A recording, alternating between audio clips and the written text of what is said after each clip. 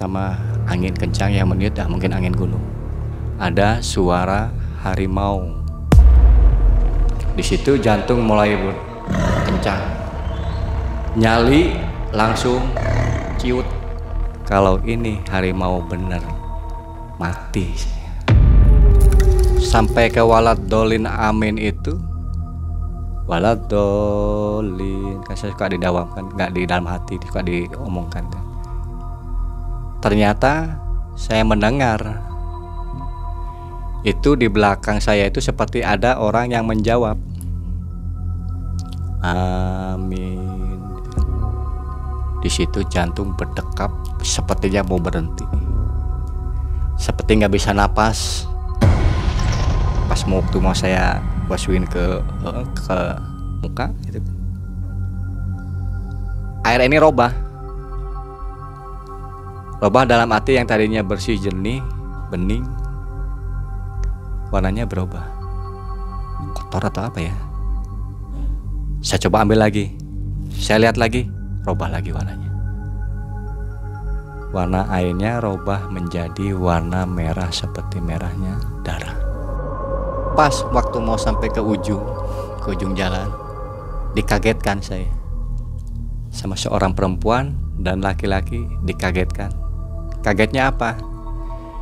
Dia naik kuda, tapi ada yang tahu nama saya, padahal saya baru turun gunung. Kamu berdua kan? Di sini saya lebih kaget lagi. Di situ mulai keringat bercucuran, panas. Tanda tanyaku kuda takut di depan. Dia tahu nama saya dan dia lebih tahu saya berdua. Dah. Allahu Akbar.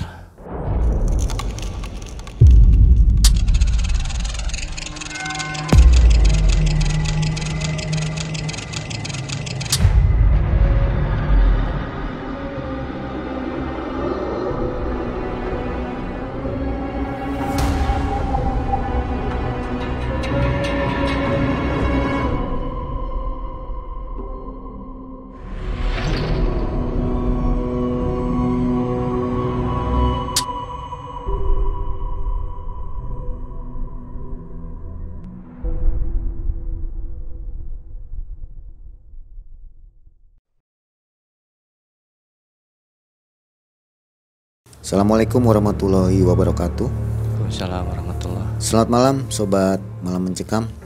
Senang sekali saya Mang Ei dan tim yang selalu hadir menemani malam Anda dengan membawakan kisah-kisah goib, horor, mistis dan pastinya mencekam. Malam hari ini sudah Anda lihat di depan ada Kang Sandi. Pasti semua sudah mengenal ya. Sudah kali kedua Kang Sandi, Insya Allah kali kedua. hari ini akan menceritakan kisah nyatanya kembali pada tahun 95. Ketika itu Kang Sandi naik gunung ya, mendaki gunung. Betul, Man. Gunung Lawu. Semua sudah tahu Gunung Lawu. Mencekamnya seperti apa Gunung Lawu itu ya. Kang Sandi ini berdua dengan temannya mendaki Gunung Lawu dengan menggunakan baju santri dan tanpa membawa perbekalan satupun. Tidak ada perbekalan apa yang dibawa ya. Gula merah paling. Hanya membawa gula merah. Oke, gula merah untuk apa itu kita nggak tahu. Nanti biar Kang Sandi yang akan mengisahkannya ya. Baik, sobat, mudah-mudahan sobat semua dalam keadaan sehat walafiat dan selalu dilimpahkan rezeki oleh Allah Subhanahu wa taala. Selamat malam Kang Sandi. Selamat malam Mang Ei. Damang. Alhamdulillah. Sehat ya. Alhamdulillah. Makasih nih sudah mau datang ke studio MM dan berbagi cerita lagi dengan kami. Entah apa yang ada di pikiran Kang Sandi pada waktu itu, kita dengarkan kisahnya. Silakan Kang Sandi.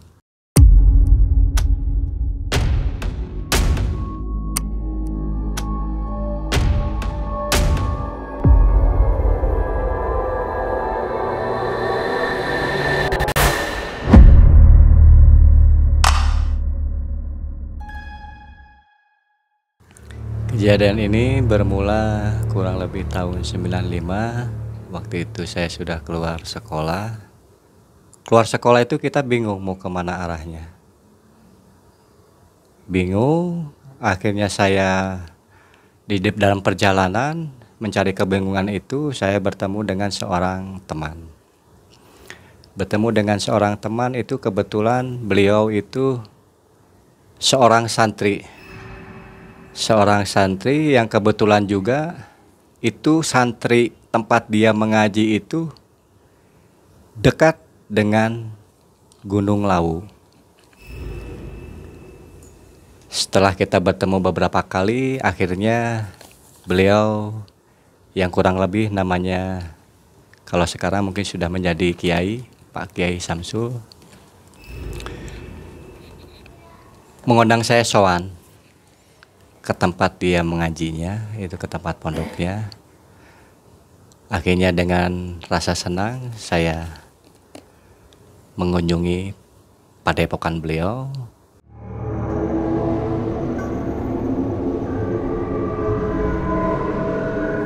Atau mengunjungi pesantrennya beliau. Saya diperkenalkan dengan gurunya, dengan kiainya. Akhirnya kita sowan. Setelah beberapa hari kita menetap di sana, kita mencoba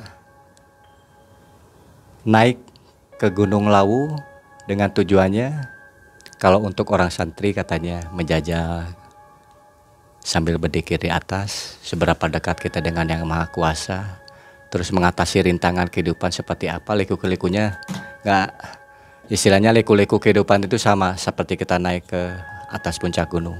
Awal mula kita naik ke Gunung Lawu tepatnya pukul 3 pagi. Jadi kita waktu mendaki gunung itu dengan baju apa adanya.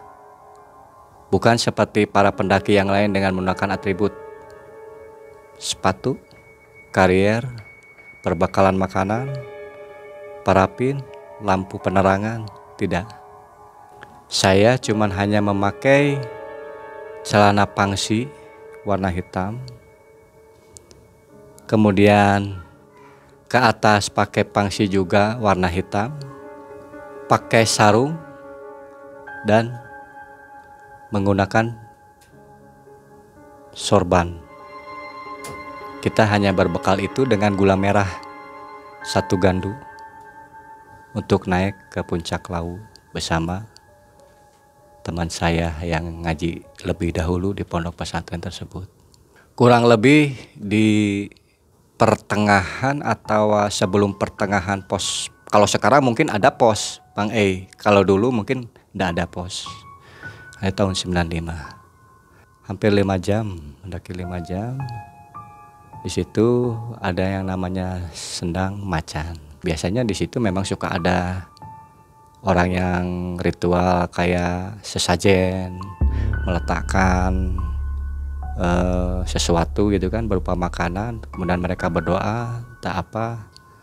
Itu kebetulan perut sangat terasa lapar karena dari malam tidak kemakan apa-apa, hanya beberapa gula merah yang tinggal sedikit digerogotin demi sedikit.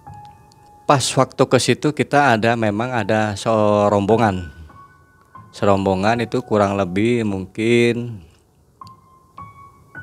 ada 4 orang rombongan yang mau ritual di situ. Kita kebetulan nggak ngikutin dari belakang, tapi cari jalan pintas di atas. Dia mau melakukan apa itu? Yang saya pikirkan waktu itu cuman makan, karena dari malam belum makan kita. Waktu sampai naik mendaki pun kita belum kemasukan apa-apa. Akhirnya kita tunggu sampai orang yang melakukan ritual tersebut pergi. Situ setelah melakukan orang yang ritualnya pergi, kita coba berani turun untuk ngambil makan. Saya bilang sama teman saya, Kang, ini kalau makanan ini dimakan nggak apa-apa. Kita lapar nih, mau makan. Ya bismillah aja lah Allah. Ini kan makanan sedekah. Yang jelas nggak apa-apa dimakan. Tapi kan kita nggak tahu ini Kang gimana makanannya. Makan buah aja. Setelah makan buah kita cepat-cepat pergi, takut yang punya hajat itu kembali, ya kan? Setelah habis makan buah kita lanjutkan lagi perjalanan ke atas. Suasana udah mulai agak mendekati siang waktu itu. Akhirnya kita nyusur Dengan istilah jalan yang semakin ke sana semakin menanjak, kita hanya menggunakan sendal jepit. Setelah tengah perjalanan kita ini lupa arah, Bang E. Padahal teman saya itu sebelum saya pernah dia naik gunung. Tapi di situ kita tersesat. Akhirnya kita berdoa.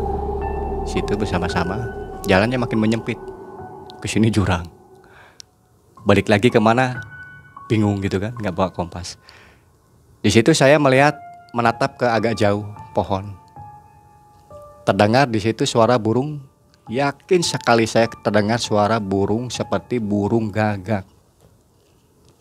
Wak wak itu pasti kalau nggak beo atau gagak. Tapi jelas yakin sekali itu warna burungnya warna hitam. Warna hitam, dia bertengger di pohon itu. Kita jalan lagi, lebih menanjak jalannya.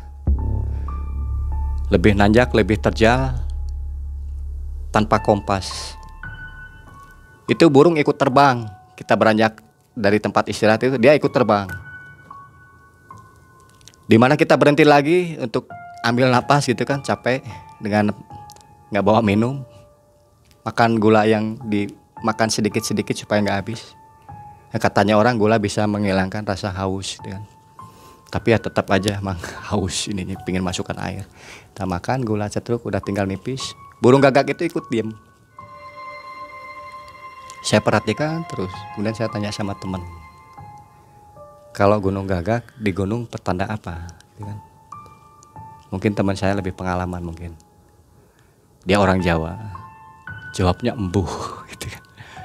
Embuh teh gak tahu gitu kan, embuh. Gak tahu, bingung. Akhirnya burung gagak itu terbang. Kita posisi diam. Biasanya yang tadi pertama kita jalan, dia ikut jalan. Ini dia ngeduluin terbang, Mai, burung gagaknya. Hati teh penasaran sama gagak itu teh. Dari sini tanda tanya. Kejar-kejar katanya. Kejar. Dengan jalan yang cukup nanjak, nggak gampang ngejar seperti jalan kita jalan ngejar di aspal atau ngejar di lapangan bola gitu. Ngos-ngosan. Kita kejar, akhirnya alhamdulillah kita nemuin jalan yang seperti pernah dilaluin sama orang. Itu yang katanya dia jalan yang menuju ke puncak. Burung gagak itu pergi, oh mungkin burung gagak ini petanda menunjukkan jalan. Kita sujud syukur di situ. Makasih Allah, kamu telah tunjukkan jalan pada saya, perantaranya burung gagak ini. Di situ perjalanan belum selesai, Mang. Kurang lebih kita sampai ke atas itu udah hampir menjelang malam.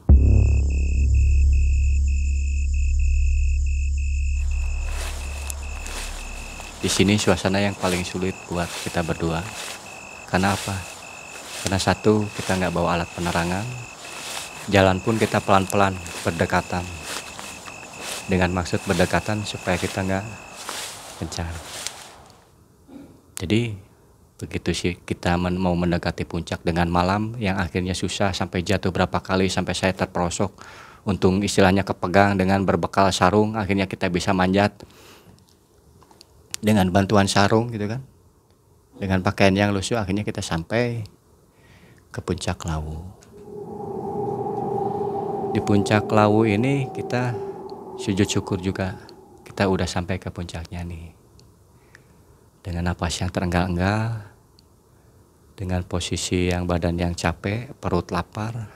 Di situ ada namanya seperti kalau di Jawa bilang itu seperti pendopo itu ya. Pendopo itu seperti bangunan. Itu menurut sejarahnya itu katanya di situ petilasan Mbah Lawu, kalau katanya anak pondok situ tuh Mbah Lawu. Jadi Mbah Lawu petilasannya di situ tuh. Akhirnya diputuskan saya untuk di pondok istirahat berdua di situ. Setelah melepas capek, kita rebahan, pinggang rasanya sakit, pokoknya semua terasa, kaki babak belur, mungkin kena duri atau apa di tanjakan tadi yang kita terperosok itu, cuma bantuan sarung kita tarik ke atas. Akhirnya kita siap untuk berdikir. Berdikir dalam arti memang tujuan kita ke atas itu untuk yang ngetes kita kalau nggak bawa apa-apa gimana sih, mau minta bantuan sama siapa sih, biasanya santri latihnya kayak gitu. Ya, kita berdikir dengan tempat yang berbeda, ternyata tempat yang berbeda dalam arti saya di situ sendiri gitu. Berdikir kita dengan khusyuk, kita menyebut kalimat Allah, la ilaha illallah, la ilaha illallah, tiada Tuhan selain Allah gitu kan. Apa yang harus saya dikirkan pertamanya itu yang terbesit dalam kalimat saya itu kan. Terus katanya dia la ilaha illallah. Akhirnya berapa kali saya berdikir, sekuat kamu lah katanya. Mau berapa kali juga terserah kamu. Ya kita berdikir situ. Ternyata saya kirain bareng. Berdua itu saya kirain bareng gitu, sebelah-sebelahan gitu. Ternyata beda. Taunya beda apa? Begitu saya ngewirid, saya mulai ngewirid, pas saya buka mata dia nggak ada. Nggak ada dalam arti celingukan sendiri, bodoh amat kan gitu kan, mungkin kemana. Saya pikirnya nggak pikir macam-macam dia celaka atau gimana, mungkin pindah tempat gitu, pengen menyendiri. Akhirnya saya berdikir la ilaha illallah, la ilaha illallah, sambil badan yang namanya kedinginan, kedinginan, sampai akhirnya nggak kusuk itu jadi nggak fokus sama bacaan, dingin banget. Pada waktu saya berdikir di situ, dengan semampu saya, mencoba fokus kembali gitu kan. Tiba-tiba ada angin kencang di situ, angin kencang yang hembusannya mungkin membuat telinga ini terasa dingin kayak es gitu kan. Dari situ ada kejadian aneh. Awal mulanya kejadian aneh, pertama angin kencang yang meniup, mungkin angin gunung.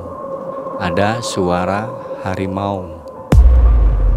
Di situ jantung mulai kencang, nyali langsung ciut. Kalau ini harimau bener, mati. Namanya di gunung kan kita nggak tahu di puncak gitu kan. Tapi kalau ini harimau jadi-jadian atau harimau gaib, kita juga nggak tahu karena baru mendengar suaranya aja itu. Saya di situ coba cari teman saya. Nyari teman saya dengan harapan dia ada di situ, sama-sama mendengar. Ternyata saya cariin nggak ada. Kejadian yang berikutnya setelah suara itu, ini yang bikin saya hampir jatuh. Saya berdikir dengan mata tertutup waktu itu. Begitu saya membuka mata, di situ saya mau jatuh terjungkal ke belakang. Karena apa? Karena di depan saya itu waktu itu berdiri sosok harimau, tapi yang tingginya itu kalau mungkin bisa hampir mendekati atapnya pendopo tempat saya duduk. Di situ saya mulai langsung terjungkal ke belakang. Saya nggak berani buka mata. Satu, jujur takut. Belum pernah kejadian seperti itu. Kedua, berharap teman saya itu ada di situ. Dengan keyakinan yang kuat, bismillahirrahmanirrahim, astagfirullahaladzim, la ilaha illallah. Saya coba buka mata dikit gini, ngintip. Pas saya ngintip sedikit dari mata ini, ternyata nggak ada. Langsung saya buka lebar-lebar mata. Alhamdulillah ya Allah.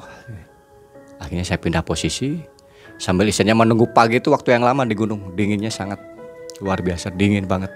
Sampai saya kayak kalau mau dibilang pingsan ya pingsan gitu kan. Akhirnya menjelang pagi saya melihat mulai langit dari gunung itu mulai agak berwarna kemerahan. Itu tandanya udah mau pagi tuh. Pemandangan waktu sangat bagus. Kabut tebal sekali kabutnya tuh, kelihatan nih kabut itu kayak kita tuh di atas kabut. Kayak kita tuh di ngambang di atasnya kabut, di atasnya awan gitu kan. Akhirnya setelah menunggu terang sedikit gitu kan, saya coba untuk sholat subuh dengan cara bertayamum, karena memang di gunung itu tidak ada air. Tayamum, kita cari tempat yang agak enak. Saya tetap mencari teman saya itu nggak ketemu. Dia ngewirid di mana? Saya nggak pikir macam teman saya mati atau gimana, nggak. Kita sholat di situ. Saya sholat di situ maksudnya. Sampai ke Walad Dolin Amin itu waladolin. Kan saya suka didawamkan, nggak di dalam hati, suka diomongkan. Ternyata saya mendengar itu di belakang saya itu seperti ada orang yang menjawab amin. Di situ jantung berdetak sepertinya mau berhenti, seperti nggak bisa napas. Saya masih belum melanjutkan bacaan, langsung lemes, gemeter. Akhirnya sampai saya batal gitu kan istilahnya. Saking takutnya, belum pernah terjadi seperti itu. Saya mencoba nengok ke belakang dengan rasa yang istilahnya penasaran ongkoh, takut ongkoh gitu. Coba saya nengok ke belakang, saya lirik gini pakai mata, nggak ada orang. Saya coba nengok lagi ke sebelah situ, ke samping sini, sama nggak ada orang. Akhirnya saya muter gini, nggak ada orang. Akhirnya saya coba kusuk lagi gitu kan. Saya ulang untuk yang kedua kali, tetap pada bacaan waladolin. Baca Al-Fatihah rakaat pertama itu terdengar kembali suara yang menjawab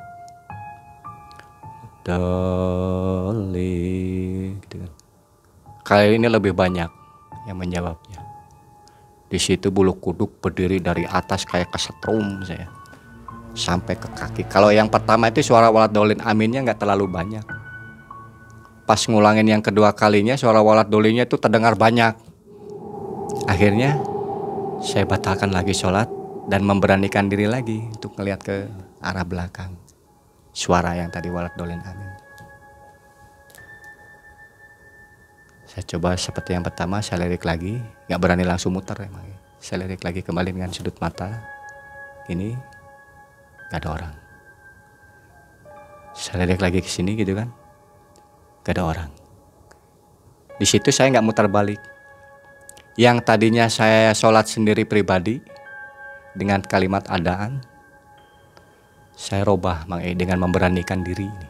Ini memberanikan diri dengan tangan yang bergetar, yang takbir aja tangan saya itu getar saking segala macam pokoknya takut segala macam, jadi getar tangan saya, ngomong aja bergetar waktu pas ngambil niat itu. Secara spontan saya robah. Karena apa? Saya mendengar biasanya kalau lewat dolin ada yang menjawab amin itu biasanya kita sebagai imam. Saya coba takbir lagi dengan isinya pelan-pelan, khusyuk, sampaikan bacaan waladolin. Terdengar lagi waladolin. Cuman saya di sini kasih keajaiban sama Allah. Saya nggak takut, seperti yang kejadian pertama, seperti kejadian yang kedua. Sama sekali tenang ini yang ketiga ini. Setelah saya merubah bacaan waladolin amin, saya tenang, saya kusuk dengan bacaan. Mereka waladolin amin, terus saya kemudian melanjutkan bacaan sampai rakaat kedua, salam. Saya coba nengok, beranikan diri nengok ke belakang gitu kan. Langsung sekaligus gitu kan, berharap mungkin mata ini ngelihat kayak jemaah sholat gitu kan, banyak gitu kan. Tapi apa yang terjadi? Saya balikan cepat gitu ke belakang, nggak ada siapa-siapa. Akhirnya setelah itu nggak panjang lebar nih, saya habis sholat itu langsung saya cari teman saya yang satunya lagi itu, takut kemana-napain itu kan. Saya cari sambil sebut-sebut namanya gitu, ternyata ada sautan. Ada sautan gitu kan, ada sahutan itu, jadi dia jawab, tenang, kita mau turun. Kebetulan jalur turun itu berbeda, kayak sama jalur pendakian itu berbeda. Kita turunnya itu lewat Cemoro Sewu. Cemoro Sewu yang nanti kalau itu Cemoro Sewu tembus itu pemandangannya bagus, ada air terjun di situ tuh. Di bawahnya itu nanti kita ketemu telaga. Di sini ada kejadian aneh lagi waktu saya pulang dari turun gunung ini. Waktu saya pulang turun gunung, melewati jalur Cemoro Sewu, berdua sama teman saya. Malah waktu itu nantang cepat-cepatan gitu kan. Siapa yang dulu cepat kan, sampai di bawah gitu kan. Sampai di bawah itu jam berapa itu? Kalau nggak salah itu hampir jam 12, lebih cepat turun daripada naik. 12 siang apa jam 1 saya lupa lagi. Pokoknya matahari itu udah tinggi. Itu ngambil ada sungai di situ, saya coba minum, enak itu airnya seger banget. Terbayar semuanya. Haus, takut, semua pokoknya badan itu seger, enak itu air masuk ke dalam mulut. Subhanallah enak itu. Sekarang cuci muka, nggak mikirin ini basah baju atau apa, nggak peduli. Pengen mandi di situ tuh intinya, saya pengen mandi gitu kan. Akhirnya kita berdua mandi, tapi tempatnya jauh. Karena walaupun sama cowok santri, pemalu saya. Kalau untuk mandi bareng telanjang malu saya. Walaupun sama-sama santri gitu kan, malu. Akhirnya terpisah jalannya agak jauh. Akhirnya saya putuskan saya sebelah sana, dia sebelah sana. Sini ada kejadian aneh lagi mandi. Buka baju, mandi bener-bener telanjang bulat, enak banget tuh segar sungai. Sambil mandi nyemplung gitu enak diminum. Air teh susah dibayangin. Nemu air itu susah di gunung. Sini ada kejadian aneh nih. Pas begitu saya lagi basuh-basuh, pakai tangan itu kan kebengetin, kemukain kan, ciprat-cipratin. Pas waktu mau saya basuhin ke muka gitu, air ini robah dalam arti yang tadinya bersih jernih, bening, warnanya berubah. Benar-benar robah depan mata waktu saya ngambil gini. Saya nggak berpikir macam-macam, kotor atau apa ya. Saya coba ambil lagi, nggak saya lihat, saya langsung basuhin itu. Saya lihat lagi, robah lagi warnanya. Warna airnya robah menjadi warna merah seperti merahnya darah. Di sini nyuli saya mulai ciut kecil, kan? Keringat dingin, lagi mandi segar enak, tiba-tiba berkeringat karena ngelihat warna sungai berubah menjadi merah seperti merahnya darah. Sambil duduk saya coba melihat terus ke sungai itu, sampai sungai itu alurnya kemana itu saya liatin, benar-benar merah, nggak robah-robah tuh sungai. Saya merem lagi gitu kan, saya baca lagi Bismillah Fatihah waktu itu saya baca itu sambil merem itu kan. Begitu saya buka, tetap warnanya masih merah. Mungkin bacaan saya nggak khusyuk mungkin ya. Takut setengah mati benar di situ. Saya berharap teman saya itu udah mandi langsung nyamperin gitu kan. Nyata enggak. Situ saya nggak panjang lebar banyak ini. Akhirnya saya memutuskan untuk keluar dari air, pakai pakaian secepat mungkin. Berharap saya ketemu teman saya lari. Di sini terjadi keanehan lagi. Kan? Terjadi keanehan apa? Begitu saya setelah selesai berpakaian, saya ngelihat kembali ke air, ternyata air itu udah warnanya seperti biasa lagi. Nggak berwarna merah. Seperti merah yang tadi waktu saya berendam tadi. Akhirnya kita melanjutkan untuk turun dari Cemorosewu.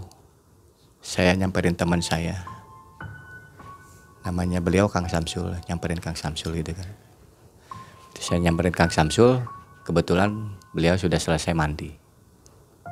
Sama-sama udah selesai mandi, udah enak, udah segar, mas rambut basah. Kita turun nih berdua. Tapi ini lebih enaknya apa? Jalannya udah jalan enak, udah jalan mobil bisa ini. Memang jalurnya wisata di situ, mungkin ke situ Cemorosewu situ, jalur wisata. Jadi jalan aksesnya udah enak. Gitu kan. Akhirnya kita turun sambil bercengkrama. Di jalan saya nemu tebu, tiwu, panjang sekil, warnanya hitam, tebu. Merasa dapat rezeki, tebu. Dipakai tongkat sama saya, ya dimakan juga sama saya sama teman berdua dimakan itu kan, tebu itu, tiwu itu dimakan berdua gitu, dibantingin itu kan, pecat gitu kan, grogotin, segar banget enak makan tebu. Sobat MM, saat ini tim Malam Mencekam telah meluncurkan produk merchandise berupa t-shirt eksklusif. Banyak ragam yang bisa sobat miliki. Semua bertema horor tentunya, dengan bahan berkualitas yang nyaman untuk dipakai. Jika berminat, dapat diperoleh via WhatsApp atau Tokopedia. Segera miliki dan jangan sampai kehabisan.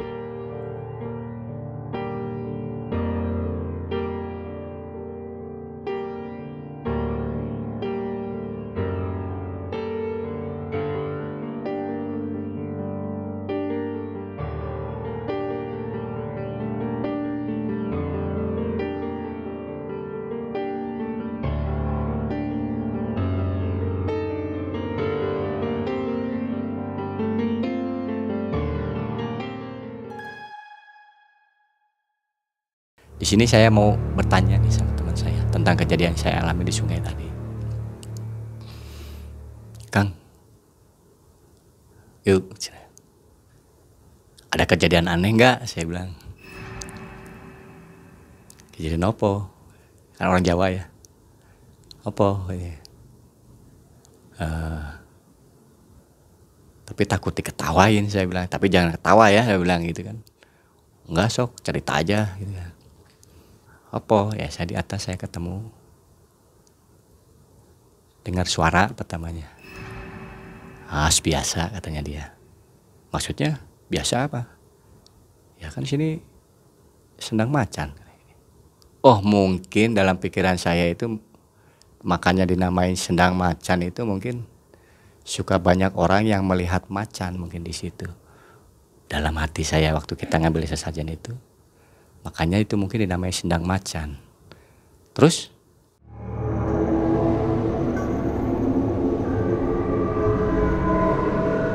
pas turun, pas mau nyari sampean mah ada bahasa Jawa mah kamu sampean. Saya tuh sholat dulu. Sholat. Terus katanya dia, ya aneh, ada yang aneh. Anehnya apa? Pas waktu walat dolin, ada yang jawab amin itu sambil kita jalan turun menuju ke Telaga Sarangan. Dia jawabnya gitu juga. Biasa. Kamu biasa. Gua mah baru pertama. Ketawa dia. Pas kita jalan sambil makan tebu, kita ngebahas sungai. Kang, pas mandi tadi ada yang aneh nggak di sungai? Maksudnya? Iya ada aneh, kejadian aneh nggak, Akang? Gitu. Nggak ada. Kalau saya mah ada, Kang. Apa? Semandi enak nih. Pertama buka baju, Akang kan di sebelah sana, saya kan lari ke sana, nggak malu gitu kan. Saya ngelihat sungai itu warna merah, langsung saya ceplok. Dia diam. Tandanya apa ya, Kang ya? Dia jawabnya dari pertama sampai akhir biasa gitu kan. Biasa gitu. Akhirnya saya nggak dapat jawaban yang puas nih. Lanjutkan perjalanan sama dia. Nah, di sini ada kejadian ganjil. Ganjil banget kejadiannya. Waktu itu capek, kita istirahat dulu sejenak. Istirahat, duduk di tempat yang enak gitu kan. Di batu, cari batu yang enak gitu kan. Capek pegal kaki, pijit-pijit gini kaki, kita pijit-pijit kaki sendiri maksudnya. Teman saya ada di sebelah, pijit-pijit kaki gitu. Dia ngajak jalan lagi sama saya tuh. Ayo jalan, gitu. Tak dulu lah, capek, gitu kan? Dia duduk, saya rebahan. Nah pas saya rebahan ini semu ngantuk. Tapi nggak ketiduran gitu kan, semu ngantuk kan, lemes gitu kan badan, belum keisi makanan, cuman tebu sama air minum. Saya nggak ngelihat kalau si kawan saya ini udah mendahului, nggak ngelihat sih, udah pergi duluan itu nggak ngelihat. Waktu saya ngelihat memang dia nggak ngelihat perginya, tapi udah kelihatan di depan sana gitu kan. Saya kejar, weh tunggu. Dia nengok ke belakang gitu kan, ayo cepet. Nah di sini yang kejadian anehnya. Pas saya kejar itu turun itu kan, udah ketemu nih jalan bareng yang dasar namanya ini ya, di gunung beser, padahal keluar keringat itu ya pasti keluar, tapi beser, pingin buang air kecil. Kang tunggu sebentar, ini mau buang air kecil. Sono kayak gitu. Buang air kecil, setelah buang air kecil kan ada buat basuh, akhirnya ada daun-daun di situ ya, saya pakai buat ngebasuhnya gitu kan. Dia nungguin di situ. Di sini ada kejadian aneh tuh gini.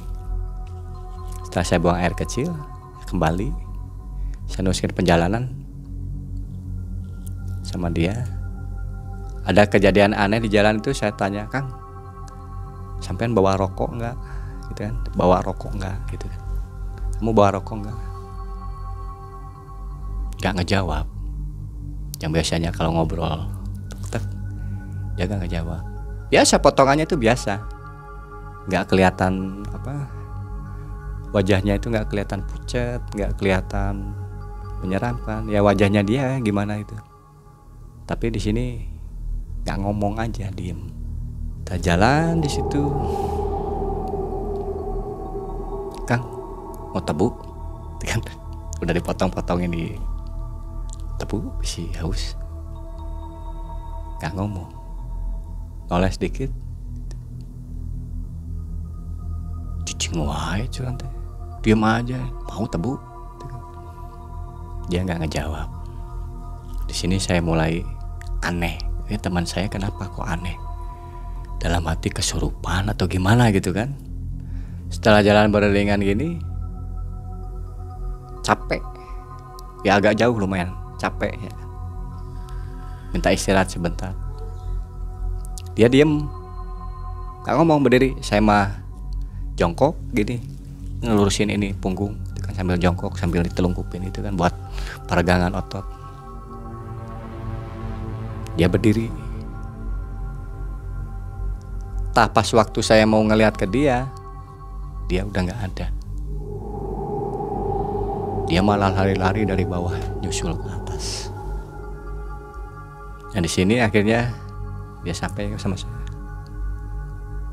Lama amat jalannya, lama amat jalannya.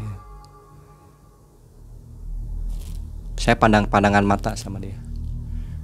Akang kan tadi berdiri di sini nih waktu saya jongkok benerin punggung.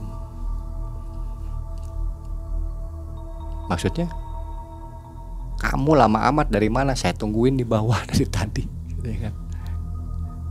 Maksudnya kan akang kan tadi berdiri di sini nemenin saya kasih tebu nggak mau.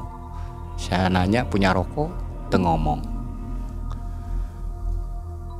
Kamu banyak ngayal. Banyak kayak jangan ngayal katanya. Istighfar. Situ saya langsung istighfar. Akhirnya saya ngikutin dia sambil tanda tanya, yang menemani saya tadi itu siapa. Akhirnya saya turun. Bodoh amat itu ya. Terlalu banyak pikiran kemana-mana. Akhirnya saya turun. Akhirnya di situ saya menemukan tempat wisata itu yang enak. Namanya kalau nggak salah itu Telaga Sarangan. Telaga Sarangan yang besar, tengah-tengahnya seperti danau gitu kan, posisinya memutar gitu kan. Telaga Sarangan. Banyak orang, ada orang jualan gitu kan. Pertama yang saya cari satu musola buat terbang. Cari. Dia jalurnya lewat sana, saya jalurnya lewat sini. Jadi berbeda jalur Mang. Tapi musolanya ada di sana, satu kerucut itu.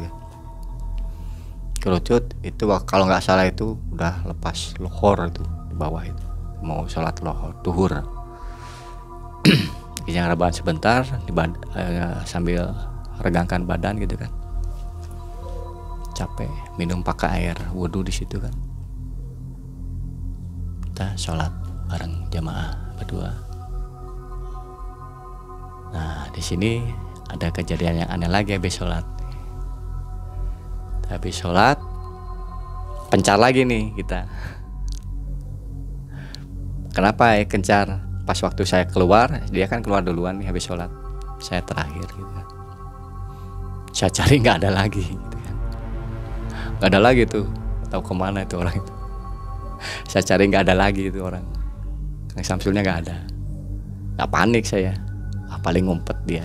Kalau nggak jalan sana ya mungkin jalan sini dia duluan kayak tadi kan. Akhirnya saya lewat jalur sebelah kiri jalan. Pas waktu mau sampai ke ujung jalan, dikagetkan saya sama seorang perempuan dan laki-laki. Dikagetkan. Kagetnya apa? Dia naik kuda. Dia naik kuda, pas berhenti persis kudanya itu kayak yang motong jalan gitu. Kudanya warnanya putih, perempuannya di depan,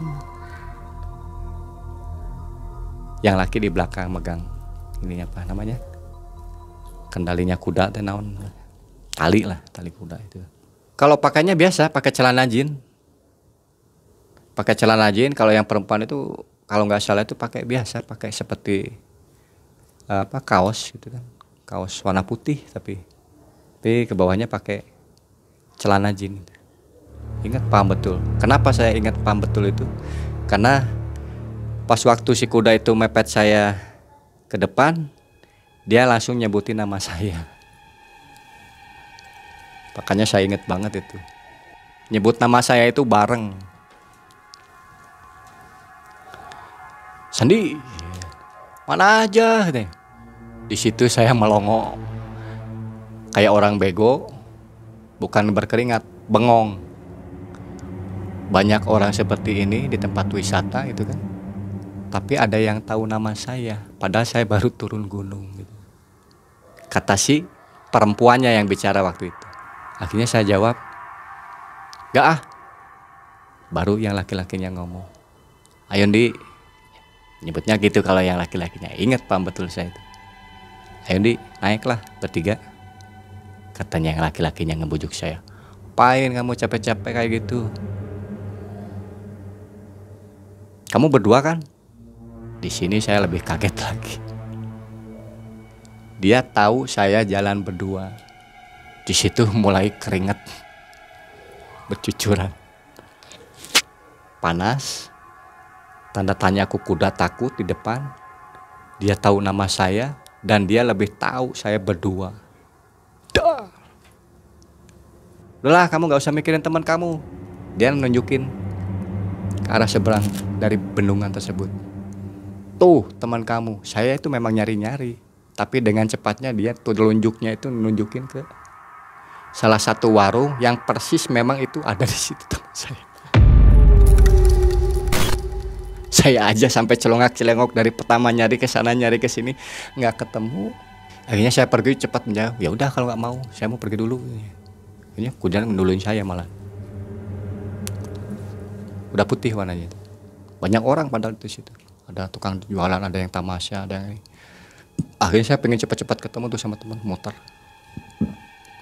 Penasaran yang sangat, dia ngelihat nggak? Cepat lagi saya kejar. "Ah, kamu mah dari kemarin ngejalin terus kan gitu kan." "Jalin apa?" Mau nanya,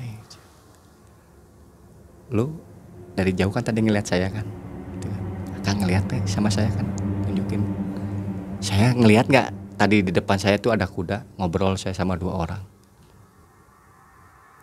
Dia jawabnya, "Tidak, nggak ngelihat. Cuma lihat saya diem aja, tapi dia nggak ngelihat." Itu si kuda, apalagi penunggangnya berdua, perempuan sama laki-laki, dia nggak ngelihat. Di situ emang banyak kuda ya, atau emang kuda aneh aja itu? Kalau pas waktu ke situ sih, waktu pertama kali saya datang ke situ turun gunung itu nggak ngelihat kuda. Tapi kalau orang yang berjualan di pinggir-pinggir itu ada, sama wisata apa, air, ada itu. Wisata naik kuda nggak ada? Waktu itu nggak ada, saya nggak ngelihat. Waktu saya pertama kali datang situ saya nggak ngelihat kuda. Nggak ngelihat atau ada nggak di wisata itu? Saya nggak ngelihat kuda. Sewa kuda? Nggak ada kayaknya. Nggak ada ya? Nggak ada. Jadi ini kuda ganjil ya? Kayaknya begitu. Soalnya satu, kudanya kuda ganjil, yang kedua orangnya itu tahu nama saya persis, Sandi. Dan yang orang yang paling takutkan lagi itu yang di belakang juga sama tahu panggilan saya Andi. Ini yang buat saya jadi tanda tanya besar. Itu berarti bukan kuda sembarangan atau orang gitu kan. Yang jelas itu mungkin sosok gaib. Akhirnya setelah itu, setelah perjalanan yang sangat capek, akhirnya kita kembali ke pondok. Pondok kita sempat ucapkan sujud syukur, selamat walaupun banyak rintangan dari mulai naik, kejadian aneh di atas. Artinya hasil dari naik gunung itu apa yang dirasakan setelah itu? Yang dirasakan satu, gaib itu memang ada. Yang kedua, walaupun kita tidak berbekal peralatan yang harus komplit berdasarkan keyakinan kita yang kita pegang teguh bisa selamat, akhirnya kita bisa ngebuktikan lagi. Walaupun tanpa peralatan mendaki. Apa pengaruhnya ke kehidupan pribadi? Kalau pengaruhnya buat kehidupan pribadi saya satu, menambah keyakinan. Menambah keyakinan itu dalam arti segimanapun kita susah, segimanapun kita dalam keadaan terpuruk, kita harus bangkit. Nah, intinya kita harus bangkit dari ketakutan, kita harus bangkit dari keterpurukan, tapi dengan dasar yang kuat. Oke. Ya, mungkin seperti itu.